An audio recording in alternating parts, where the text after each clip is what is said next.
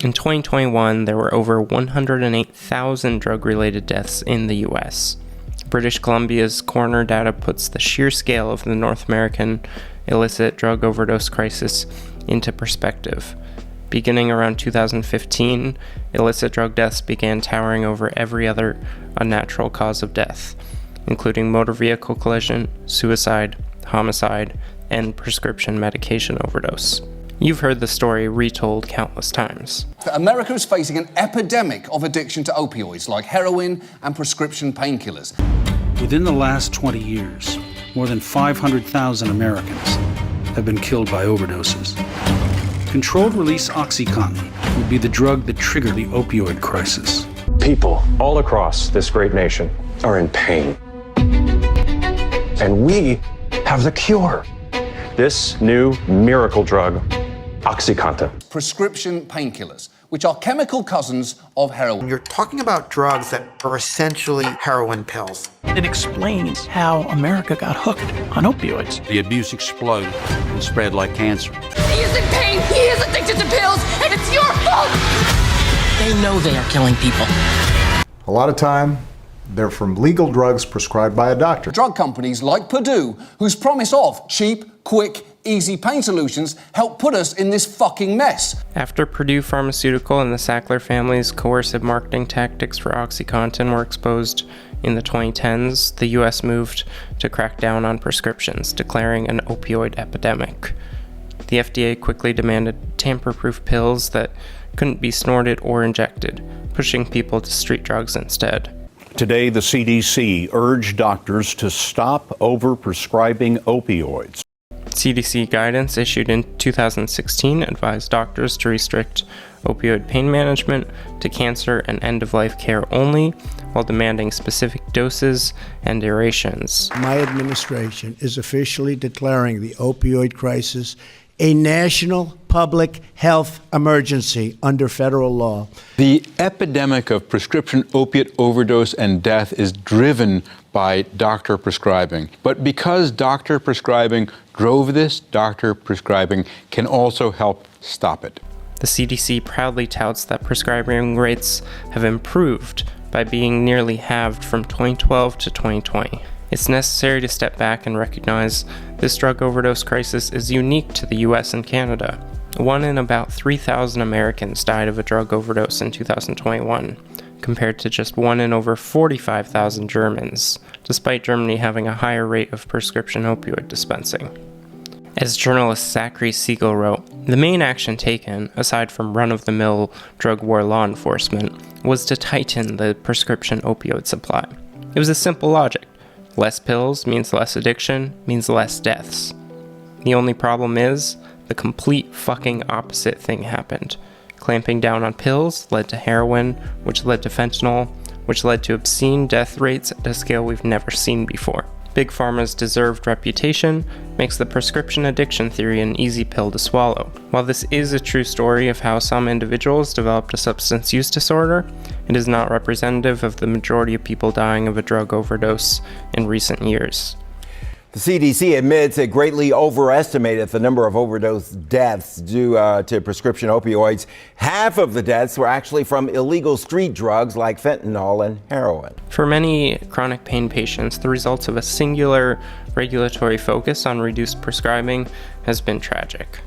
And part of the thing that just breaks my heart that we've done is that, we cut the medical supply of opioids by 60% since 2011. And we didn't provide any help for anybody. We just cut them off.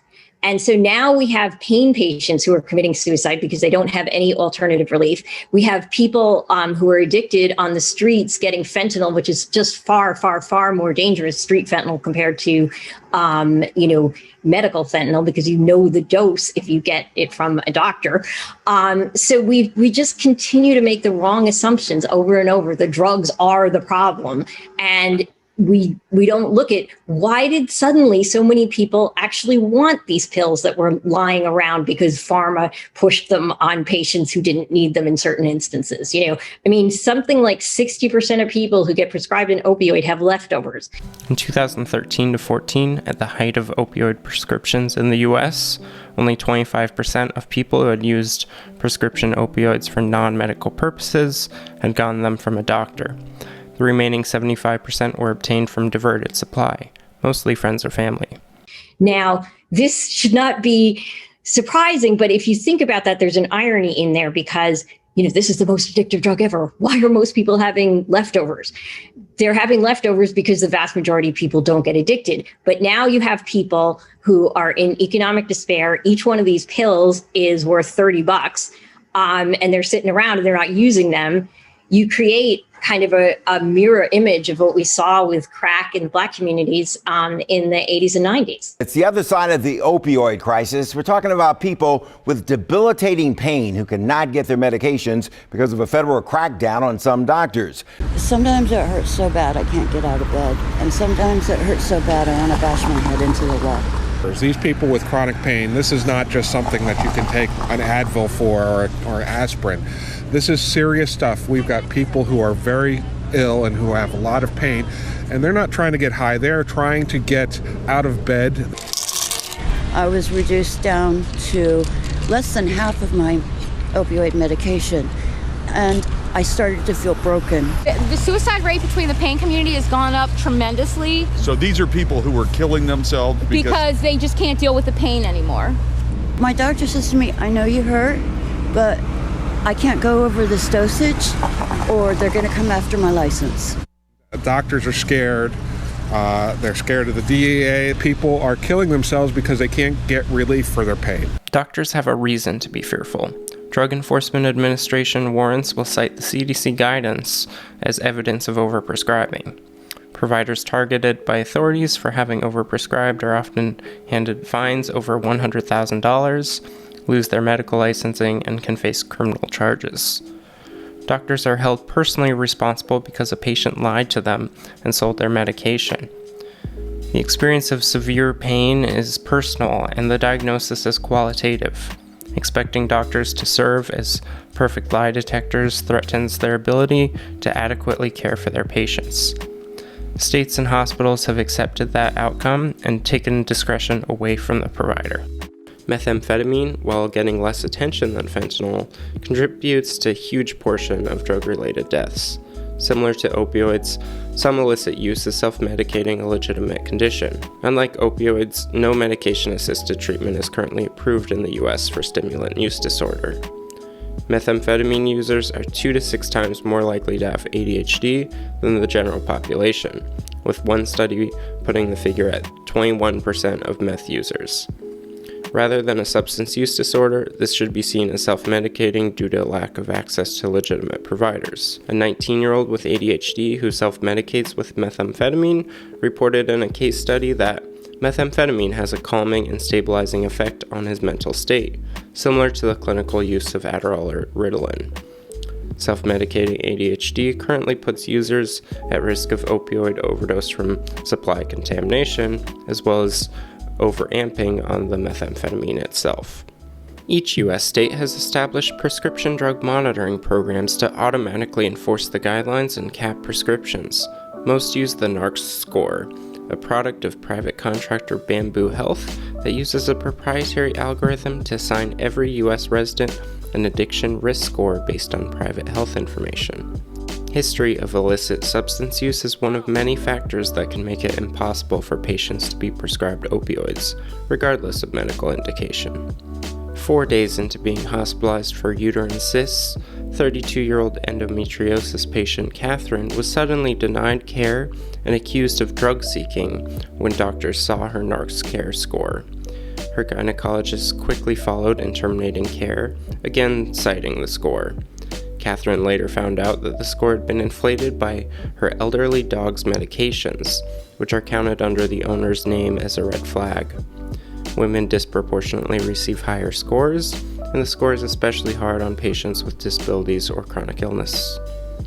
40-year-old Nita Anyeret was quickly diagnosed with kidney stones after getting to the hospital, but was denied the standard course of pain medication when they checked her NARCS care score.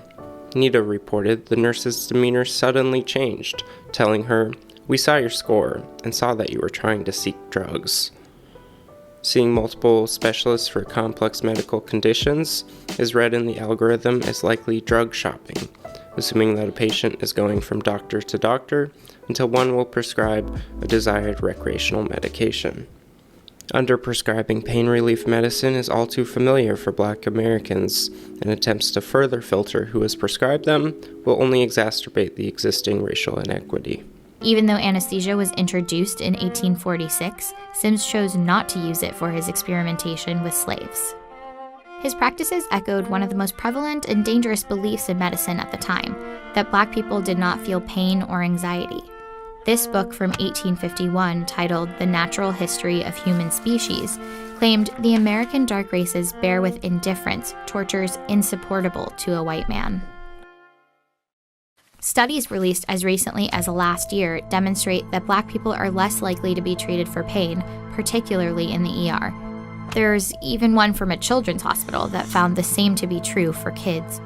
And just this year, Pearson Education, a leading educational publisher, issued an apology and recalled nursing textbooks that included racist stereotypes, like this section that said Black people often report higher pain intensity than other cultures.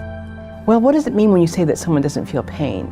Among other things, you're speaking about their humanity. These are all part of that suite of beliefs emanating from the 19th century that we still have not shaken off, despite all our knowledge and sophistication.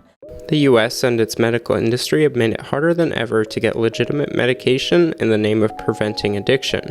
The legitimate medication is not driving the overdose crisis.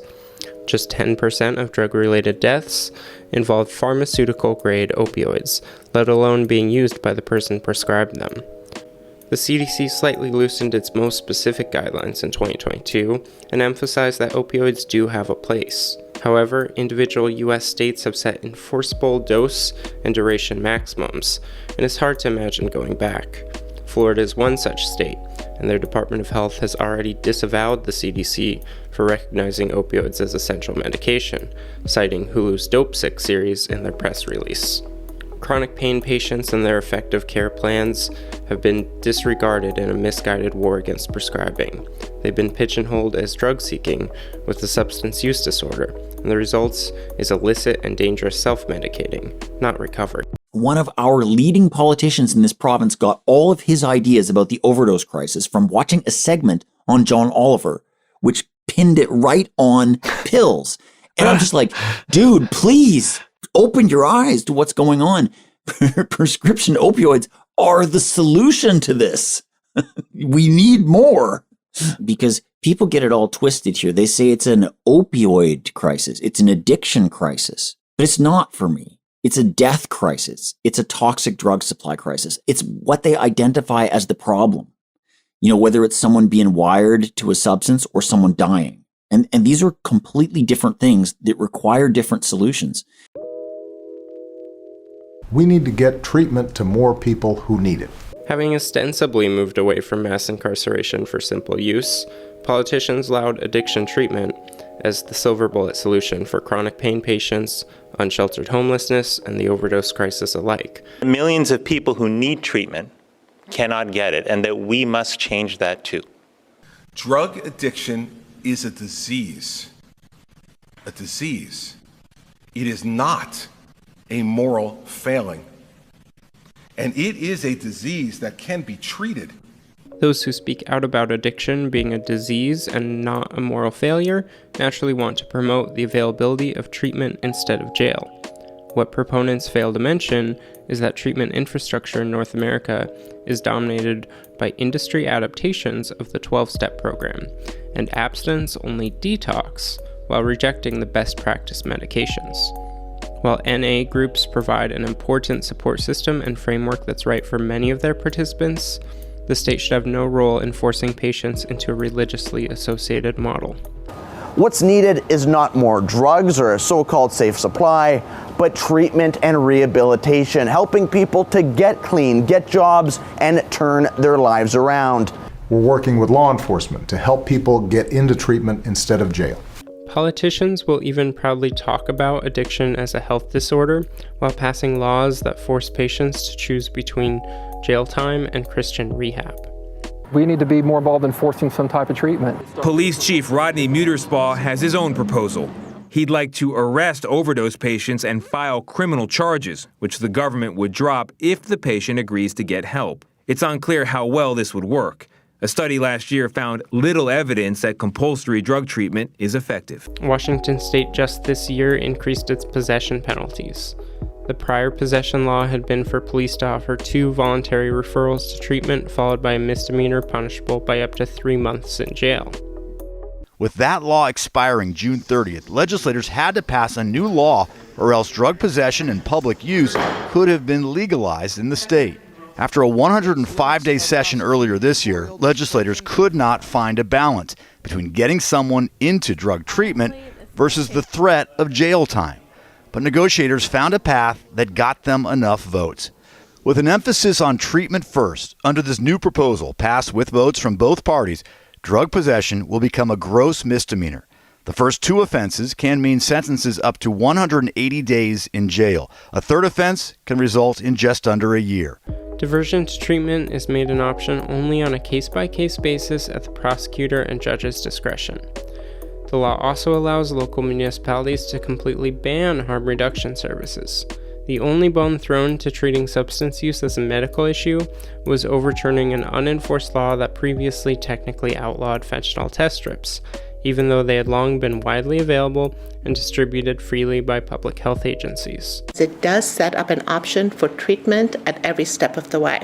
Democrats remain in denial about their expansion of the war on drugs, despite the tough punishments and lack of guaranteed treatment will even be an option in the law they've just passed. The U.S. National Institute of Drug Abuse endorsed forced treatment as a principle until recently, noting in their 2014 Principles of Drug Addiction Treatment Guidelines that treatment does not need to be voluntary to be effective. NIDA did not cite any particular research for this assertion that continues to be reiterated by treatment centers. Since then, however, NIDA Director Dr. Nora Volkow has reckoned the data does not show that it's beneficial to put someone in jail or prison or force them against their will to go to treatment. There are absolutely instances where people may have had a positive outcome, but it's in the minority. The very notion of involuntary treatment violates the basis of informed consent that any care plan should be built on. This American Life covered one extreme example of a drug court, showing the coercive methods they use, often forcing possession defendants to lie and profess an addiction under the 12 steps that they don't really have, and in some cases delivering more jail time and legal consequence than the traditional court system would. Brandy had an operation to remove some precancerous cells that could develop into cervical cancer. And I didn't have health insurance, so my mom had actually given me a couple pills to take instead of me filling my script for my own pain medicine. I never took them, so they were still in there, and I meant to give them back to her, but it just slipped my mind. I had them in an Altoids mint thing in my pocketbook. So when they found them, they asked me what they were, and I told them that they were Darvocets and they belonged to my mom. You know, I didn't realize they were in there, and they told me, well, you know this is a felony drug charge. I said, no, I didn't. From the bench, according to the court transcript, Judge Williams tells Brandy that her options are to go to trial, and if she's found guilty, she'll get a year in detention plus 4 years probation. Judge Williams tells her that that's the minimum sentence her court gives on any drug charge. She tells Brandy that if she doesn't choose drug court and wants to go to trial instead, it's a $15,000 bond to get out of jail. That's a standard bond she gives everyone. A former public defender in Glenn County told me that's high enough that most drug court defendants can't afford it. Take Brandy's very first counseling session, a group session with about 20 other women. You're supposed to introduce yourself, what your charges are, and what your drug of choice is. I introduced myself. I told them what my charges was. I said, my drug of choice, I smoke marijuana. I said, but I'm charged with these pills, and I'm not guilty of it. They were my mom's. You know, I'm not a drug addict, you know, and they just laughed about it and said I was in denial. Forced treatment proponents rarely mention that the privatized industry of recovery and treatment centers is dominated by an abstinence-only model hostile to harm reduction. Many reject FDA-approved and best-practice medication-assisted treatment. This includes the privatized system of transitional sober housing, where many formerly homeless or incarcerated people are placed and pay for a bunk bed. Christina Ravel is 22, and she's been in and out of rehab for the past 5 years. The most recent time, her doctor prescribed her a low-dose opioid called buprenorphine.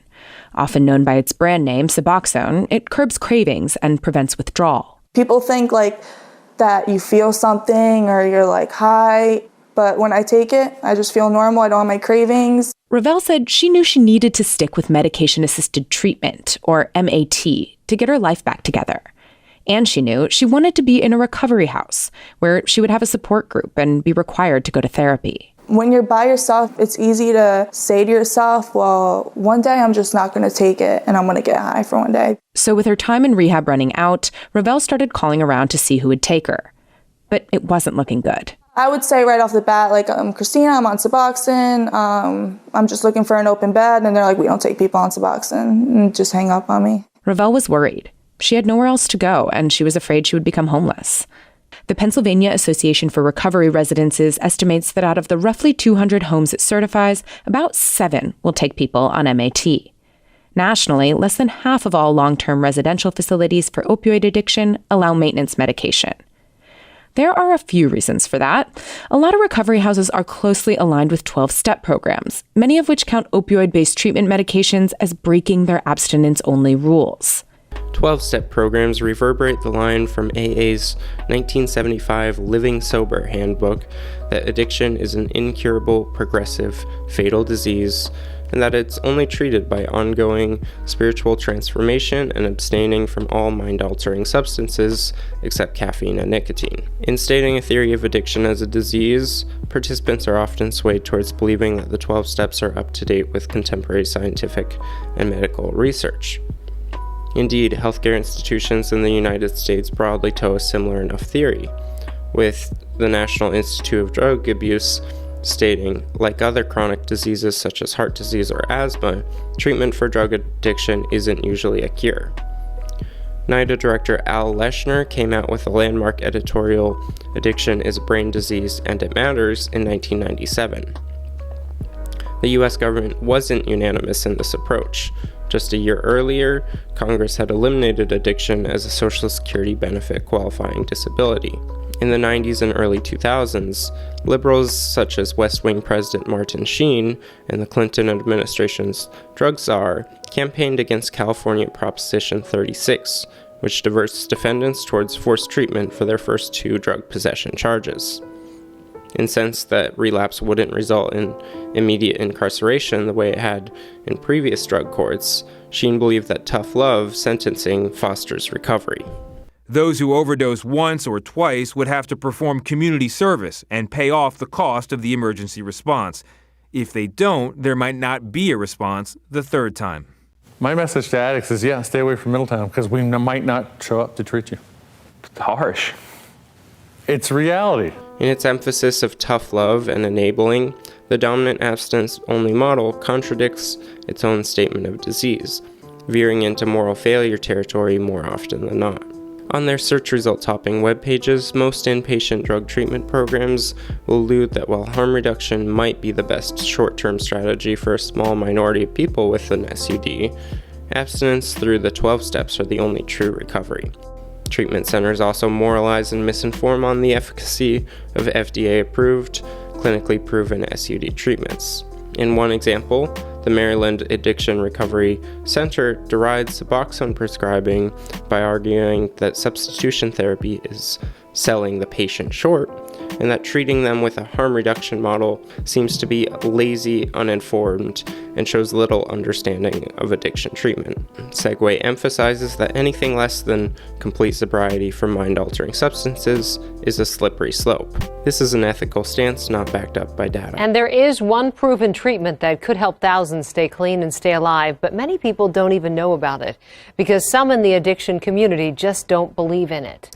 Her mother had heard about something that could help Casey Jo off the pain meds and make the cravings go away, a drug called Suboxone. But when she called a local addiction treatment program, they wouldn't discuss it, objecting to the very idea of using one drug to get off another. He wouldn't not only not do Suboxone, they didn't believe in it. It wasn't a part of their treatment model, and they didn't think it was helpful. So rehab is what you do when you don't have a real treatment. We used to treat breast cancer with prayer too, but we don't do that anymore, and we shouldn't be treating addiction with prayer anymore either. Dr. Mark Willenbring runs a small addiction clinic in St. Paul that provides Suboxone. The former director of the National Institute of Alcohol Abuse, Dr. Willenbring has become an outspoken critic of abstinence-based 12-step treatment programs. And we have this fallacy that by thinking or by our changing our behavior, we could somehow change, basic brain neurobiology, and that's a fantasy. So I tried it, and it was like a light switch, just immediately switched off the compulsion. There's only one proven effective treatment for ongoing opioid addiction, and that's maintenance treatment with either buprenorphine or with methadone. They're about equally effective. That's also the conclusion of the World Health Organization, the Institute of Medicine, and almost every other major organization, that the best treatment for opioid addiction is indefinite, possibly lifelong maintenance on methadone or Suboxone. And there's the catch: indefinite or lifelong maintenance. No one says take your high blood pressure for medication for 3 months, and once it's under control, you can stop. He says multiple studies show about 80% of patients who complete abstinence-based treatment are using again within 2 years. And the data are very clear that results from multiple trials using this approach, that the majority of patients return to opiate use. And with that, there's a fairly high chance of death compared to people who receive medications to treat their opiate addiction. That's because someone coming out of treatment or even jail has lost their tolerance. What got them high before can now be fatal. Janelle Botero also runs a recovery house. She doesn't let people on methadone or Suboxone live there and turns people away because of that all the time. She sees it as just replacing one drug with another. I have seen individuals who are on it who become dependent and don't taper off as they're supposed to, but more stay on it for years and years. But the evidence shows these treatments reduce risks for relapse and overdose. You can go into rehab for opiates, stop cold turkey, come out, use, and die. And it happens every day. And yet many in the addiction world are still unwilling to concede much to science, believing an article of faith that you can't truly be in recovery if you're still on a drug. I can't think of anything better outcome for my daughter than being addicted to Suboxone, frankly. Do you believe she would be alive if she was given Suboxone? Yes, I do. I believe it would have given her a chance. A study between 2015 and 2017 of over 40,000 individuals with an opioid use disorder compared the outcomes of patients receiving no treatment to those receiving Suboxone or methadone, naltrexone, intensive outpatient behavioral health treatment, or inpatient detoxification treatment. Suboxone and methadone participants had just 41% the rate of overdose at the 12-month mark and 74% the rate of ER visits. In contrast, participants in inpatient detoxification had the exact same rate of overdose and a higher rate of ER visits compared to those receiving no treatment. In aggregate, abstinence-based treatment has no effect on reducing the risk of overdose, while medication-assisted treatments make a measurable improvement. I remember when I was at a 12-step program, and they said, methadone is just trading a drug for a drug. And I said, yeah, so what? It's true. They're both opioids, right?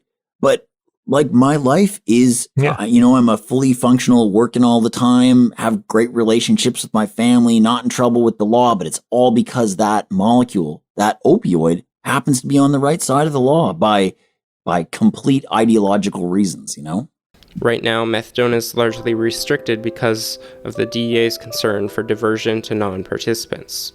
DEA lawyer Larry Coate even expressed concern that Suboxone is overprescribed. This is a counterproductive fight from a public health perspective. Yeah, no, Garth, it always struck me that the whole preoccupation of the DEA and others about the diversion of methadone, it always seemed preposterous because from a public health perspective, if people are in a methadone program and they are diverting some of their methadone and giving it or selling it to other people who cannot or will not get into a methadone program, that basically that's a net positive from a public health perspective. Say everybody I know pretty much started on diverted methadone. very few people that I know have gone into the clinic, signed up, and their first taste of methadone comes from the official source. This is how everybody finds their way there. In most cases, patients must attend early morning appointments daily to take their dose in person for months before they're trusted enough to take home even a few days of medication. Patients are also regularly drug tested and can have their dose cut or terminated from the program for using illicit substances or missing methadone doses. These programs are often rare, full, or limited in availability in even large cities. The NESARC-3 surveyed a representative sample of 36,000 Americans between 2012 and 2013. The study found that a quarter of the U.S. population had experienced meeting DSM-5 diagnostic criteria for a substance use disorder, including alcohol, at some point. Among those individuals, just under 40% no longer met the diagnostic criteria, yet are not sober, while an equal proportion continue to have a substance use disorder. Less than a third of people with a history of SUD have sought formal treatment. While those who have received treatment were more likely to be sober, 55% of people in sober recovery did not undergo formal treatment, and 83% who are in moderation recovery did so without treatment. This suggests that many individuals can recover from a SUD, whether in moderation or sobriety, without professional help. Those who engaged in treatment are marginally less likely to be in remission compared to those who did not. More than improving the odds of recovery, treatment appears to reduce the likelihood someone will use in moderation. This aligns with the all-or-nothing approach commonly associated with the 12-step program. But doesn't Dr. Marks try to cure people? Cure people? No. Nobody can. Regardless of whether you stick them in prison, put them in mental hospitals and give them electric shocks. We've done all these things. Put them in a nice rehab center away in the country. Give them a social worker, pat them on the head. Give them drugs. Give them no drugs. Doesn't matter what you do. 5% per annum, 1 in 20 per year, get off spontaneously. Compound interested up, that reaches about 50%, 50-50 after 10 years, are off. They seem to mature out of addiction regardless of any intervention in the interim. But you can keep them alive and healthy and legal during that 10 years, if you so wish to. By giving them drugs. It doesn't get them off drugs, doesn't prolong their addiction either, but it stops them offending, it keeps them healthy, and it keeps them alive. The DSM-5 definition of substance use disorder has 11 criteria that can be categorized as involving risky use, impaired self-control, physical dependence, and undesirable social outcomes. Severity is assessed by counting the criteria a patient currently meets. 2 to 3 is mild, 4 to 5 is moderate, and 6+ is severe. We see Dr. Marks's point backed up in SAMHSA's 2020 National Survey on Drug Use and Health. The prevalence of meeting SUD criteria quickly peaks at ages 21 to 25, then declines steadily with age. Quite different from cancer or heart disease, the average course of SUD is remission, not progression. That is, if people with a substance use disorder are afforded the means to stay alive during their use. The DSM-5 criteria, while accepting substance use disorder as a psychiatric condition, does not necessitate addiction as an incurable disease, and is not incompatible with other theories of substance use disorder, such as psychosocial and environmental models. Each individual may range in and out of meeting different criteria throughout their life. If harm reduction tactics are effective at achieving recovery from meeting clinical SUD criteria, abstinence does not need to be the central focus for all patients. I mean, I'm completely wired to methadone right now. I'm an addict. I'm an opioid addict right this second. If I stopped using methadone, I'd be puking out my mouth and my ass tomorrow morning. So I ain't going to do that. I'll probably be using it for the rest of my life, and I'll be filing my taxes and going to work and doing all that shit. So what? So what? The problem isn't that I'm wired to it. That's not the problem. My life is completely fine right now. But the problem is in my life is when I was wired to a very similar molecule that happened to be illegal. And so therefore was subject to the police all up my ass in my life, subject to all kinds of different changes in potency and potential overdoses and all that stuff. So when people say, oh, it's an addiction crisis, an addiction, no, that's a law problem. That's a problem with laws and policies. That's a social problem, not a health problem. And right now we have a people dying problem. It shows a deputy on the brink of death after being exposed to fentanyl. The deputy saved by his partner, who was equipped with the life-saving medicine known as Narcan. But without his partner and that Narcan, he knows he would have been just another statistic in this country's deadly drug overdose epidemic. Fear-mongering stories have dominated local news about police officers allegedly overdosing on the sight or touch of fentanyl and being revived with naloxone, despite the scientific impossibility of anything but a panic attack. She overdosed after picking up what she thought was a fentanyl-laced dollar bill at a fast food stop in Nashville. In the most absurd counter-evidence of this Copaganda, a medical worker accidentally spilled liquid fentanyl over a large area of their skin, including an open wound, and was observed to have no clinical effects. Metro Police responded to the hospital yesterday. They say they did not see any sort of residue on the dollar bill. The media has painted police as putting their lives at risk to combat a caricature of evil, and this fear has done nothing to stop the growing death toll. Instead, it's inspired the same tough-on-crime drug war as decades past, counterproductive to meaningfully addressing a public health issue. So the city's priorities could not be clearer than that. You lavish money on the least productive, most antisocial parasites in our society, and then you punish Americans who work for a living. Got it? It's about drug addicts that want to wander around and live in tents on the sidewalk. And so you can't coddle antisocial behavior. You can't subsidize antisocial behavior. You have to stigmatize it. You have to call them what they are. These are people that have failed in life and they're on their deathbed. And if we're not honest about it, we're never going to fix this problem. Despite the rhetoric of addiction as a public health issue, recent laws passed in even Democratic trifecta states have firmly remained in line with Tucker Carlson's stance on moral failure that needs to be punished. Colorado's fentanyl crisis needs a solution, and in the final hours of the legislative session, lawmakers think they found one. A person with 1 to 4 grams of fentanyl could be charged with a felony regardless of what they knew. Now, also under the bill, selling any amount of fentanyl is a felony, and if someone dies, there's mandatory prison depending on the amount sold. At face value, 1 gram of pure fentanyl is a lot of doses, and you might hear figures that it's enough to kill whole cities. However, the law explicitly states that the measurement is applied to the final mix, not based on laboratory analysis. Fentanyl could easily be cut 1,000 to 1 with inactive ingredients, Tylenol, and other substances in 1 pill. Just 2 pills could weigh that felony gram on their own and garner a 6-month sentence, while daily fentanyl users can smoke a dozen or more blues a day. The motivation behind this law assumes anyone handling more than a single pill must be a dealer, and they must be deceiving their customers into a deadlier product than advertised. So first, the bill makes the distribution of methamphetamine, which causes the death of a person, to be a felony murder. We do that with other substances. We will do it with that. And there is methamphetamine coming across the border as well. HB 95 increases the mandatory minimum sentence for trafficking fentanyl and analogs, which has impacted communities across Florida and across the United States. These laws and prosecutions draw a hardline distinction between drug users as addiction victims who need treatment and drug dealers as serial killers that deserve to rot. The facts on the ground simply don't match. Supply gets traded and shared casually among people who use drugs, just like a 6-pack of beer would be.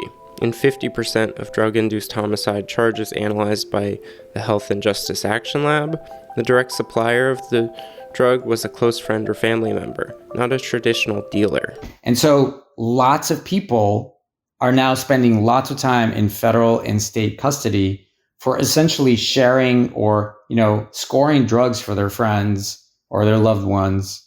And these are the people that a lot of prosecutors and police are saying, we're putting drug dealers behind bars. We are taking this poison off of our streets.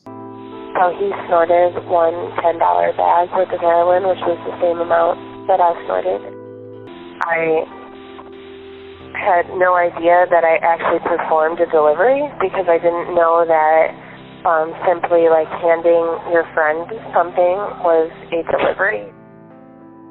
And I didn't know much about this. I knew I wasn't a drug dealer, And all I knew was that I cared about this man and I cared about his life. There's no intent involved. They don't have to intend the person to die or cause great bodily harm. And that's, in Amy's case, that's what happened. She supplied her boyfriend with some heroin. He was a heroin addict, as was Amy. And he ultimately died from the dosage. It wasn't a large dosage. We don't know why he specifically died at that point. I think he also had a lot of alcohol in his system, which may have contributed to the death. If they think that by charging people that supply drugs with homicide is going to prevent them from doing so, they're fooling themselves. It's not going to happen. Drug-induced homicide prosecutions effectively gut the life-saving progress that was made with Good Samaritan laws.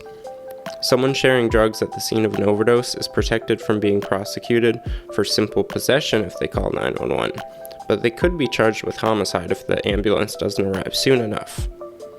This incentivizes people to flee the scene of an overdose instead of seeking life-saving care.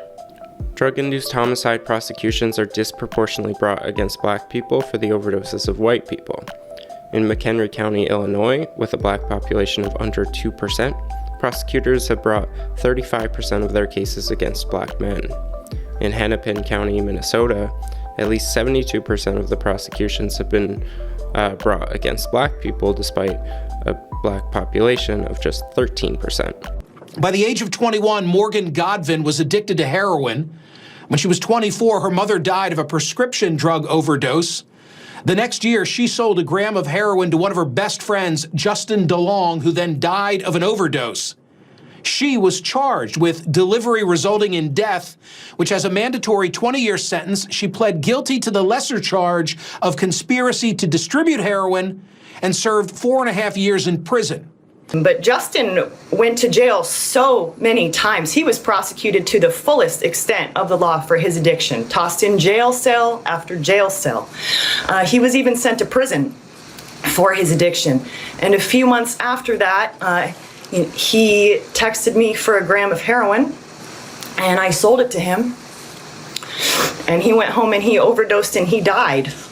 And the next day, my apartment was raided. I was placed in handcuffs and told I was facing delivery resulting in death for the overdose death of one of my best friends, and that I would face a 20-year mandatory minimum sentence.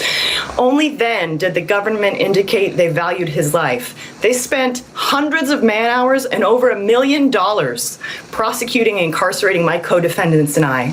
Where were those resources when Justin was alive? All they gave him was a jail cell. Morgan Godvin also brings up the peer-to-peer selling that a lot of drug users have to participate in for survival. Morgan caught my eye with this line in a piece that she wrote for the Washington Post: "The archetypal predatory drug dealer is a myth. For many, a sale is not about ruthless profit, it's about survival." Because every heroin dealer that I ever met was someone who was addicted to heroin first and foremost. They turned to that out of desperation. Sometimes they were locked out of the legal economy because they'd got felony convictions. And when you're in active addiction, you can only see towards that day. You're very short-sighted. And so often this is people who didn't want to turn to theft or robbery or quote, crimes that have victims. And so that if they were able to just buy 3 grams of heroin instead of a half gram and sell it into small little bits to their friends, because we have to develop a social circle. It's not like we can buy heroin from the pharmacy. So it's all contingent upon that social network. Dr. Marks calls this phenomenon pyramid selling, observing how prohibition results in more people, not fewer, being offered drugs. If you have a 1 gram habit, sorry, come back here. What you do, in fact, is you buy 5 grams. And then you sell a gram to him, a gram to him. And each of those does the same. And each the same. And each the same, ultimately to your children and mine. And they have to do this to finance the high black market price, which is effectively taxed by the dealer having to defray the costs of arrest, expropriation, seizures. Insurance companies would love to have salesmen like drug addicts. So, if you deliberately contrive so to do, you cannot imagine a more socially destructive, more individually criminalizing, more physically unhealthy, more efficient way of making drugs available for mass peddling.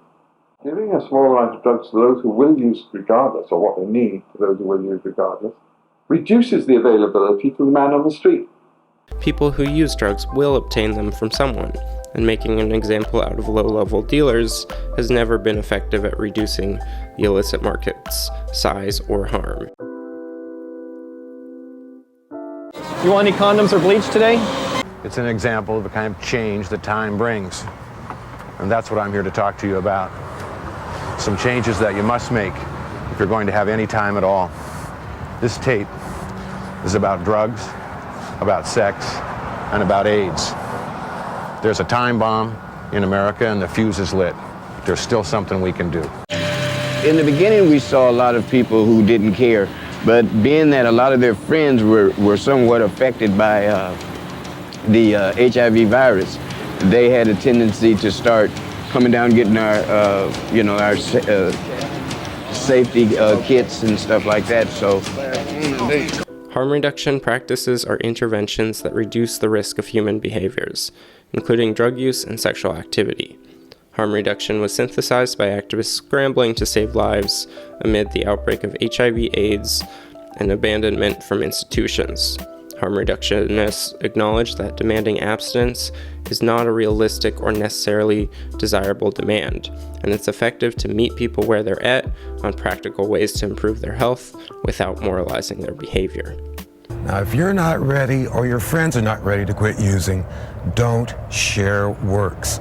Sharing works, including cotton, water, or a spoon, may mean sharing diseases like hepatitis or AIDS. It's best to use new works each time that you shoot up. But if you're going to share or if you're going to reuse works, this is what you must do. It's simple, it's fast, you can do it even when you feel really sick. It takes a minute or less.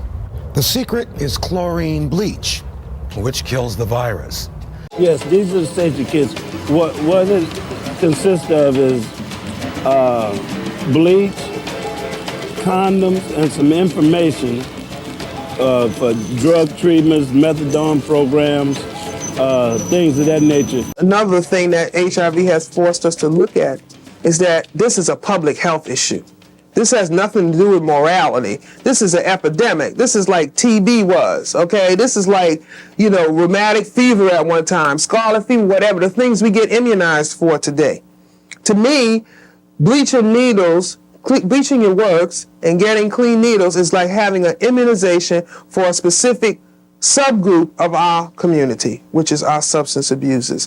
We have no choice. They are, the disease is going to continue to haunt them. So they are going to continue to get high to quench their thirst, okay? So we have got to provide. I mean, I'm not happy about the fact that I have to give people bleaching needles, but the truth of the matter is dead junkies don't get sober. So I have got to stay in the game with, those individuals to try to help them to stay alive. In their 1976 decision to decriminalize cannabis, officials in the Netherlands understood that criminalization was the cause of harm in cannabis use. The illicit market exposes customers to other illegal goods, including so-called hard drugs. Activist drug users recognized the ills of prohibition could not be solved with cannabis alone. In response to a hepatitis B outbreak among injection drug users, the Rotterdam Junkiebond Junkies Union established the world's first syringe exchange program in 1981, before HIV had even been identified. The approach was soon adopted, with much political opposition by organizers fighting the HIV outbreak in Tacoma, Washington, New York, California, and elsewhere, and was synthesized with the safe supply work in Liverpool to constitute harm reduction. In the 70s, the British weren't content with minimizing the harm of drug abuse. They adopted the American policy of trying to stamp it out altogether.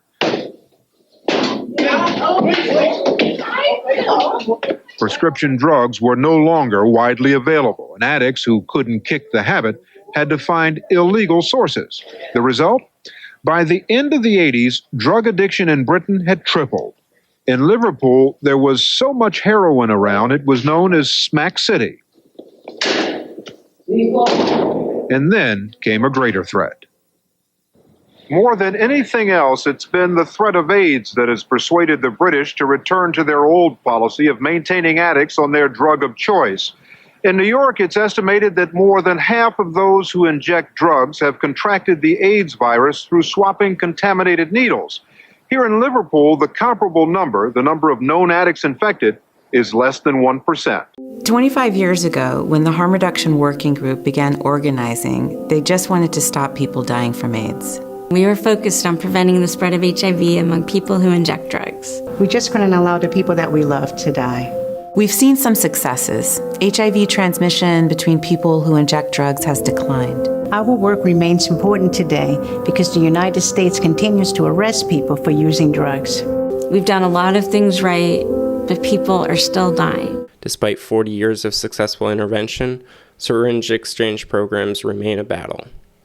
No episode from his governorship is more instructive than the HIV outbreak that hit rural Scott County in 2015. IV drug users were quickly spreading the disease by sharing needles.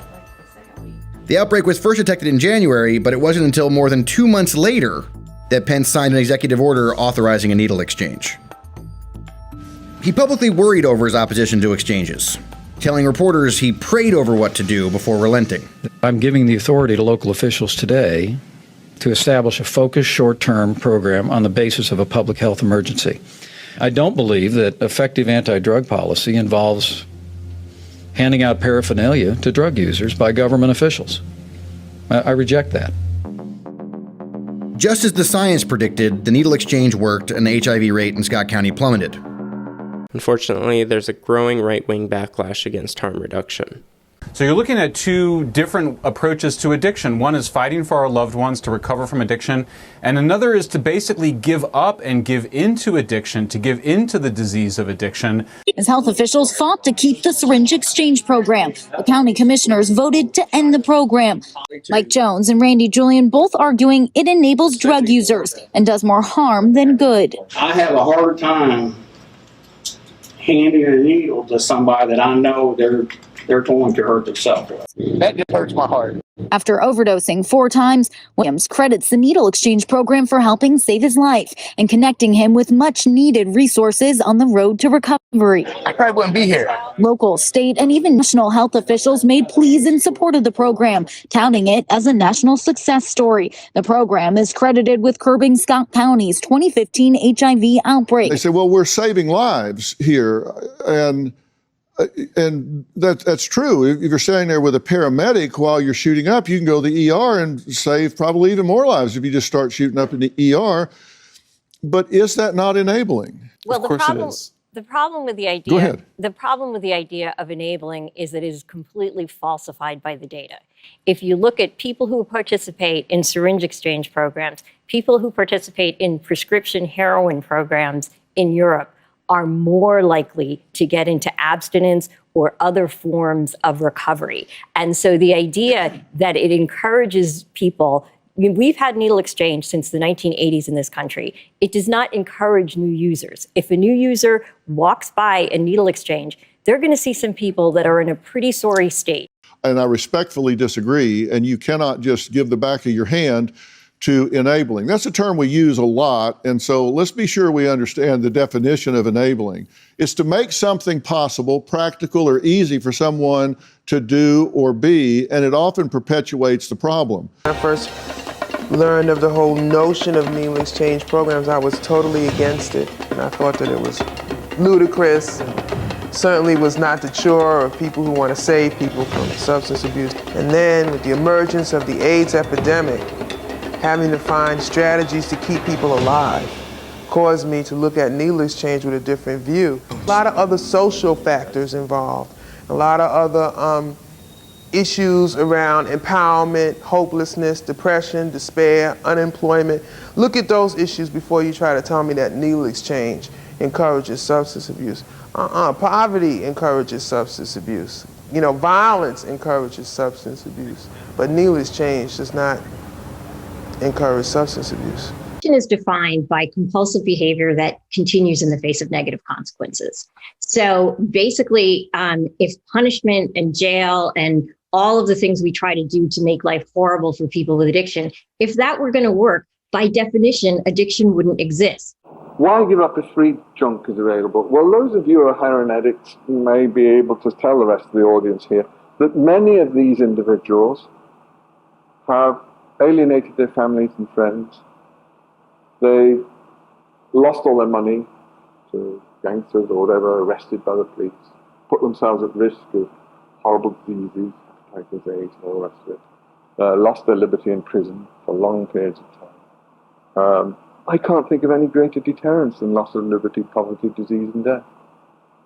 So any effect that I might have on their motivation seems to me at the very least marginal. This whole idea that we push people to hit bottom and that's what helps them is completely falsified when you just think about the fact who's more likely to recover. Somebody who has a job and a wife and a kid and a cat, or somebody who's homeless. And you see right there that bottom is not the answer, and that people who have resources with any kind of disease tend to do better. When the U.S. Department of Health and Human Services was set to launch a $30 million fund for harm reduction programs early last year, right-wing media singled out the policy as Biden's free crack pipes. The Biden administration allocating $30 million to distribute crack pipes to drug addicts. Joe Biden's latest idea is to pay black people to smoke more crack. The focus on pipes was a clear dog whistle regarding 1990s-era tropes of black people disproportionately smoking crack cocaine when white people were snorting powder cocaine or using injection heroin and methamphetamine. There's no safe way to smoke crack or meth. Sooner or later, it kills you. And that's just a fact. Why do we want to facilitate it?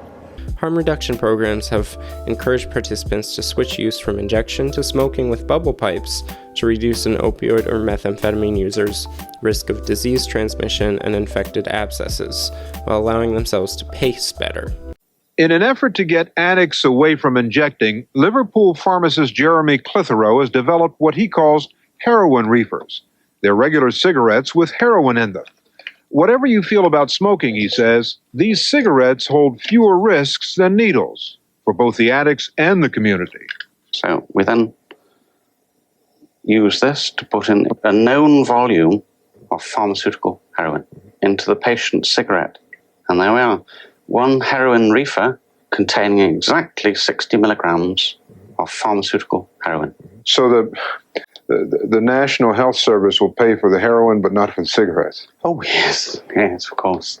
It's the patient's own cigarette, but with the National Health prescription put into it.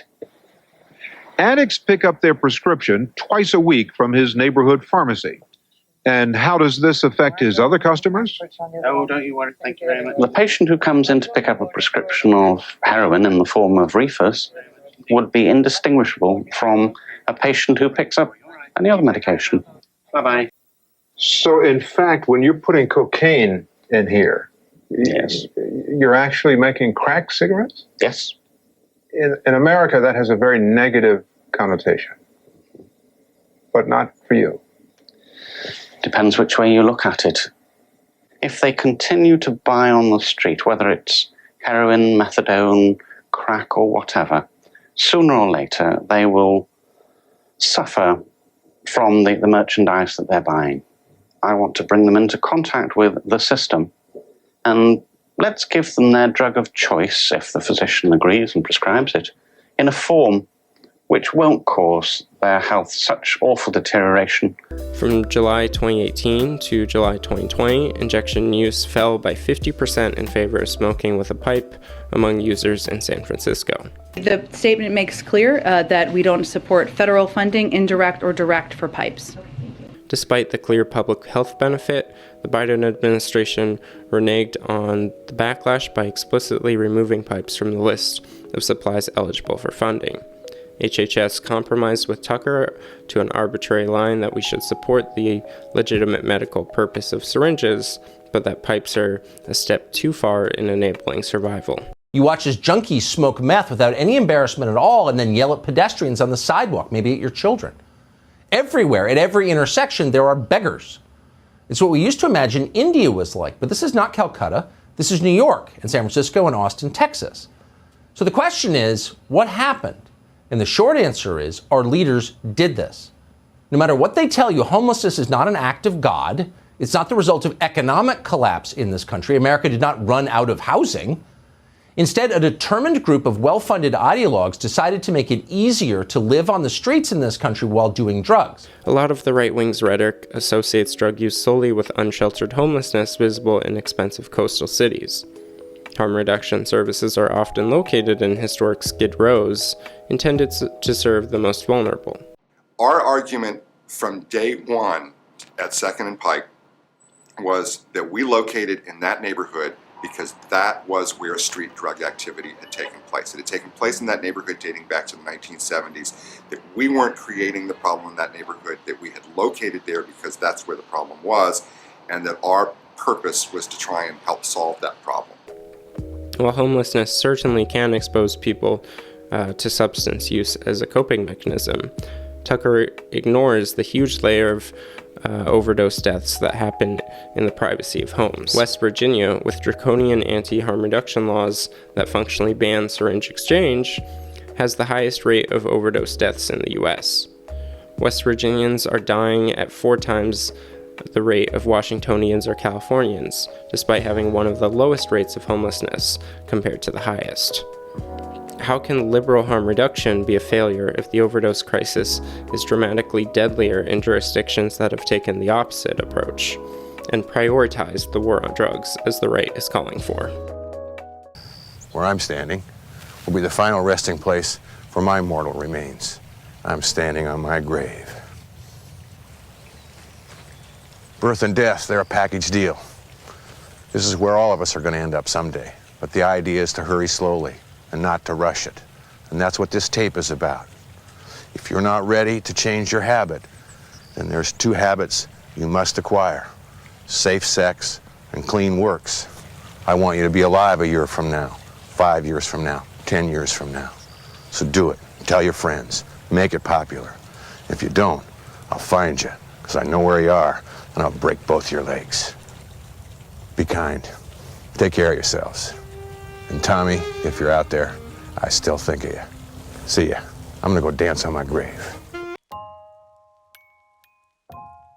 The rate of overdose deaths among U.S. teenagers nearly doubled in 2020, then went up again in the first half of 2021 compared with the decade before the pandemic.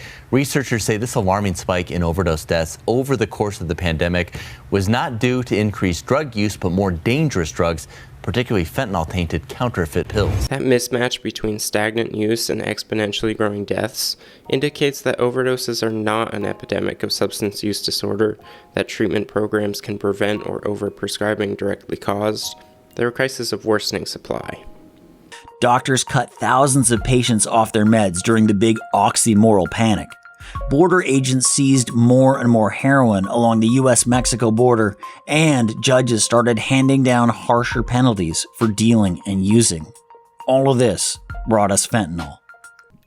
That's Garth Mullins, summing up the origins of the overdose crisis. Garth provides a first-person perspective of Vancouver, BC's drug user activism movement in the Crackdown podcast. Overdose deaths only truly ballooned after John Oliver and politicians started talking about an opioid crisis, and the reason it ballooned can be linked to the drug war they stirred up. When law enforcement does spectacular busts to get drugs off the street, what happens next? Do we all just go home and kick? No, a vacuum gets created, and it's filled with more and more contaminated drugs. The iron law of prohibition goes some way to explaining this drugs arms race. It's the idea that the more law enforcement there is against a banned substance, the more potent it becomes. More potent means you can more easily smuggle it in a smaller volume. It means more bang for your buck. And now in BC, we're seeing the next stage, benzodope, a mixture of fentanyl and benzodiazepine-like substances. Fentanyl is safe in my eyes compared to benzos and fent. People are dying without even having the tinfoil down. You know, they're taking a hoot and they're just dead. we've started to see tranq come into the dough. People are getting extreme injuries and wounds. You can see down to the muscle tissue and the bone, large abscesses and like infections where they're injecting. This tranq is intense. Like you feel like you're literally gonna die. Do you feel any sense of responsibility for some of these new chemicals that are kind of replacing fentanyl? No. We knew the traffickers would continue to try. We want to absolutely prohibit all of these synthetics from coming in. The benzos are going to kill a lot of people. In many ways, calling this overdose crisis the opioid crisis obscures and is a smokescreen for the reality that it is a polypharmacy situation. Mm-hmm. You know, like a majority in a lot of jurisdictions of fatal overdoses are polypharmacy overdoses. So opioids with benzos, opioids with alcohol, right? These synergistic effects of depressants happening at the same time. What if the solution to the overdose crisis is not to cut prescribing and increase criminalization, but to make controlled, regulated drugs available to those who need them? These drugs will be broken up into like quarter grams and then given away for free to people. And I'm like, a quarter of a gram of drugs is zilch. It's like one hit for some people, you know. But at least I know with that one hit, they're not going to die of a fentanyl overdose. And they're going to know what they're getting, and they're going to know how they're dosing themselves with the drugs, which is totally different than street drugs. But how can anyone be healthy if they're taking a drug like heroin? Pure heroin is not dangerous. We have people on massive doses of heroin. Alan Parry is a former drug information officer for the local health authority and now a counselor at the clinic. So how come we see so much damage caused by heroin? The heroin that is causing that damage is not causing damage because of the heroin in it. It's causing the damage because of brick dust in it, coffee, crushed bleach crystals, anything. That causes the harm. And if heroin is 90% adulterated, that means only 10% is heroin, the rest is rubbish. Now you inject cement into your veins and you don't have to be a medical expert to work out that's going to cause harm. So we show people not how to inject safely, but how to inject less dangerously. We have to be clear about that. Stone people sticking needles in themselves is a dangerous activity. But the strategy is called harm minimization. We can increase the abstention rate from 3 to 5% per annum by giving addicts a supply of the drug of their choice. And any doctor or other agency who has worked with chronic addicts will know, counselling them, that half their mind is always on where the next fix is coming from. Whereas if that's sorted out, and they get their heroin, cocaine, or whatever it is, they can actually listen to you and wonder what I'm here for, and they think about their lives and their family and their career, and they've got the mental space to look elsewhere. And they eventually get bored coming on a nice sunny day and sitting around a doctor's waiting room.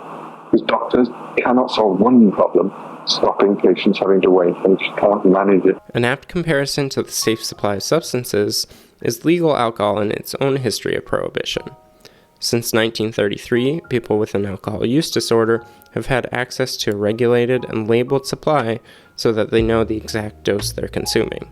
They won't die with the possibility of random amounts of methanol ending up in their product. The availability of safe alcohol is essential. Liquor stores remained open globally during COVID-19 lockdowns, with governments acknowledging the harm of forced withdrawal was riskier than the virus. Most people post-prohibition agree that this regulation and safe supply does not enable the genuine harm that chronic alcohol use causes, but rather it allows people to live to the day that they can take their own path of recovery. If a country is going to go to a safe supply or a regulated market instead of a black market, right? Like we have an unregulated drug market now, so anyone can get unknown substances at any time. If you regulate it, like the liquor store near me, they check your ID. They only run certain hours. They can't sell stuff over a certain alcohol proof. You know what I mean? Like the government puts rules on it. And so if you had just illegal anything goes, a moonshine being sold by the guy in the alley, it'd be more dangerous. And kids or anybody else who is, I don't know, moonshine naive would be able to get a hold of it more easily. So it's like regulation gives the community, the public, the society more control over these substances. Because right now They're completely everywhere and uncontrolled. Free markets promote consumption, black markets peddle consumption. Only regulated markets control consumption. And the great fallacy of Western governments promoting prohibition as control of drugs is that, of course, prohibition produces the opposite of control. It produces total loss of control. Or if you legalize drugs, you'll have drugs in every street corner. What do you think we've got now in all our inner cities? In the US, cannabis, morphine, heroin, and cocaine were famously available home remedies from the late 18th century to the 1910s, a time before any FDA regulation of medication. The US began its drug war with the Harrison Narcotics Tax Act of 1914, but initially doctors were able to prescribe these newly controlled substances for the purpose of maintenance. People dependent on substances continue to use them under the monitoring of a medical professional. In an era of temperance, this practice made it to the Supreme Court by 1919. In Webb v. United States, familiarly, the court played doctor and ruled that maintaining the comfort of a habitual user was not a legitimate medical purpose. In the United Kingdom, no formal end to narcotic maintenance was ever mandated. The government even explicitly endorsed maintenance medication in a 1926 report. Can Britain teach us anything about dealing with drug addicts? That remains to be seen, but one thing seems certain: there's little or nothing we can teach them. This is a gram of 100% pure heroin. It's pharmaceutically prepared. On the streets, it would be cut 10 to 15 times and sell for about $2,000. But take it away from the black market, make it legal, and heroin's a pretty cheap drug. The British National Health Service pays about $10 for this gram of heroin. And for an addict with a prescription, it's free. In Britain, doctors who hold a special license from the government are allowed to prescribe hard drugs to addicts. Dr. John Marks, a psychiatrist who runs an addiction clinic just outside Liverpool, has been prescribing heroin for years. If they're drug takers determined to continue their drug use, treating them is an expensive waste of time. And really the choice that I'm being offered and society is being offered is drugs from the clinic or drugs from the mafia. Although she doesn't look it, Julia is a heroin addict. For the last 3 years, the heroin she injects every day comes through a prescription. Before, she had to feed her habit by working as a prostitute. A vicious circle that led her to use more heroin to cope with that life. And once you get in that circle, you can't get out. And I didn't think I was ever going to get out. But once you got the prescription, I stopped straight away. Never went back? No, never. I went back once just to see, and I was almost physically sick just to see these girls doing what I used to do. Julia says she's now able to have normal relationships, to hold down a job as a waitress, and to care for her 3-year-old daughter. Without that prescription, where do you think you'd be today? I'd probably be dead by now. Mike Lithgow is one of those who has settled into a regular, sensible life on cocaine. He has a prescription from Dr. Marks for both the cocaine spray and the cocaine cigarettes. Before he got that prescription, the cocaine he bought on the street cost him $1,000 a week, which at first he managed to take from his own business. But it wasn't long before it cost him much more than that. So you lost your business? Yeah. You lost your wife? Yeah. You lost the kids? Yeah. And the house? Yeah. But you kept going after the cocaine? Yeah. That's what addiction is. That's the very nature of addiction, is the fact that one is virtually chemically and physically forced to continue that way. Now, after 2 years of controlled use on prescription cocaine, Mike has voluntarily reduced his dose. He's got himself a regular job with a trucking company and is slowly putting his life back together again. Where do you think you would be now if Dr. Marks had not given you a prescription for cocaine? I wouldn't be here now talking to you. And you probably wouldn't be interested in talking to me either. I'd be on the street. Switzerland became the first country to launch a contemporary heroin-assisted treatment clinical trial in 1994. With the trial showing a quick success, HAT became a regularly available treatment option across Switzerland by 1999. Annual mortality rates for illicit drug users in Switzerland had been 2.5 to 3% in the 90s. Swiss HAT patients from 1994 to 2000 carried an annual mortality rate of just 1.1%. Even then, the leading cause of death among HAT participants was from HIV/AIDS. In such cases, HIV infection had occurred prior to entering HAT. If harm reduction methods had been deployed sooner, those deaths could have also been prevented. Ich bin hier angekommen und bin eigentlich 60 Kilo gewesen und bin wirklich am Arsch gewesen. Ja, und schau, jetzt bin ich 110 Kilo und bin gut genährt und es geht mir gut, habe ein gutes Dach über dem Kopf, habe einen guten Job und das sagt ja eigentlich schon alles. Für mich ist die Lösung auf alle meine Probleme. Für mich ist der Anfang von meinem Leben. Jetzt. Das ist pharmazeutisches Diacetylmorphin, was man auch als Heroin kennt. Das hat nichts zu tun mit dem Strassenheroin, wo das braune Pulver ist, das irgendwie sehr gefährlich ist und wo vielleicht 5, vielleicht 10% maximal wirklich Heroin drin ist und der Rest ist irgendwie verdreckt. Das macht ja das Strassenheroin so gefährlich und genau das wollen wir ja mit der Behandlung verhindern. Und wir haben doch schon einen beträchtlichen Anteil an Patientinnen und Patienten, die aus welchen Gründen auch immer nicht mehr spritzen wollen oder gar nicht mehr spritzen können. Und die das als Tabletten schlucken. Also Heroin kann man auch als Tabletten schlucken, pharmazeutisch gesehen.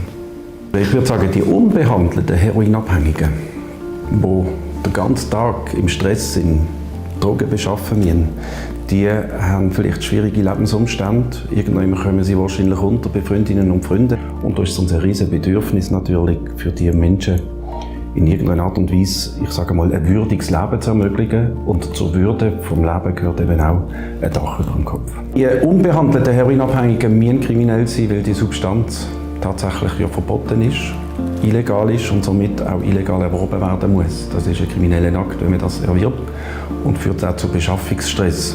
Das Ziel der Behandlung ist ja genau das zu unterbinden und die ganze Heroin-Drogen-Kriminalität bekommt man in den Griff durch die Behandlung.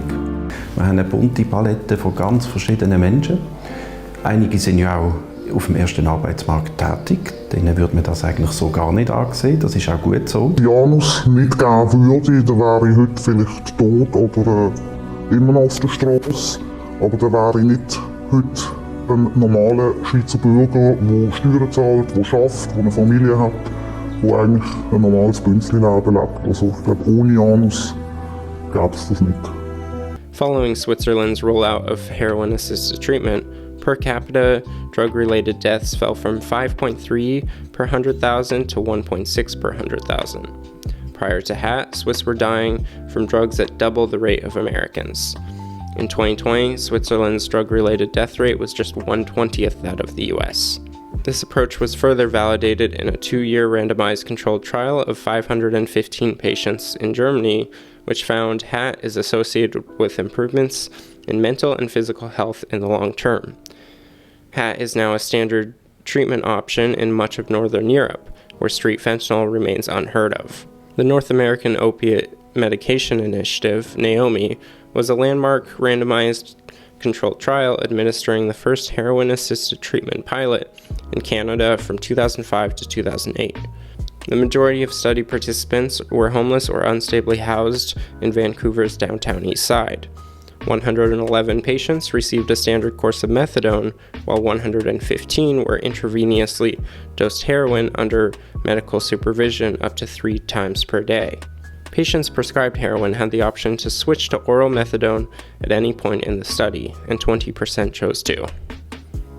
NAOMI researchers found that the HAT group was associated with a greater reduction in criminal activity and better treatment retention.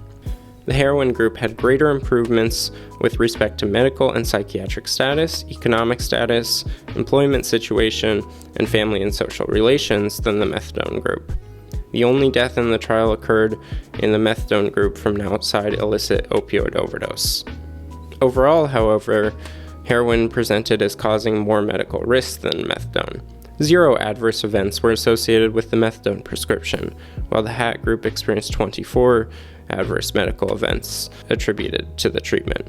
Naomi offers a strong basis that while HAT does not eliminate medical risks, it can be more effective than methadone at stabilizing people's lives and offers a lower chance of patients returning to street drugs. Despite the success of HAT and Naomi, efforts to implement safe supply in Canada were largely paused until the 2020s. The study proved, wow, prescription heroin's great, really does wonders. Imagine if they had taken that study and made a prescription heroin program so that anybody who wanted it could get it. We would never have had fentanyl here. We would never have had the overdose crisis, but we didn't do that. We just talked a good game like look how progressive we are with this program.